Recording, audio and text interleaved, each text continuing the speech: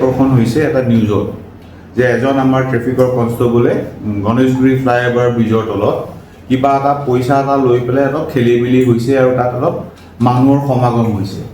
চ' যেতিয়া আমি এইটো বস্তু ভেৰিফাই কৰিলোঁ, গম পোৱা গ'ল যে তাত এজন আমাৰ কেলেন্স নায়ক, তেখেতৰ নামটো হৈছে ৰেকিবুল আলী, ডিউটি কৰি আছিল আৰু তাতে সেই সময়তে এখন বগা ৰঙৰ এখন স্কৰ্পিঅ' গাড়ীৰ নম্বৰ AS13N7982 সেই গাড়ীখনত মিষ্টাৰ ৰাজেশ ডেকা বুলি এজন মানুহে চলাই আহিছিল।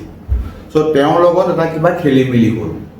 এতিয়া আমি তাৎকালীন তদন্তত গম পোৱা গৈছে যে সেই গাড়ীখনত প্ৰথমতে আমাৰ যিজন ডিউটি অফিচাৰ মানুহ আছিল তেওঁ ক'লে যে গাড়ীখনত বেক গ্লাছ আছে, ৰেগুলেশ্যন কিছুমান তেওঁ ৰুলছ ভায়লেশ্যন কৰিছে আৰু কিবা এটা ফ্লেগ ষ্টেণ্ড আছে।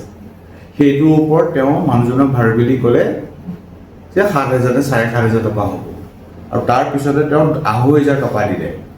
যেতিয়া এইটোলৈ চিঞৰ বাখৰ লাগিলে আৰু সেইখিনি সন্মুখতে তেওঁ আমাৰ যেতিয়া দিছপুৰ IC গৈ পালেগৈ, যেতিয়া চেক কৰিলে 2,500 টকা পকেটত পোৱা গৈছে তেওঁৰ পৰা।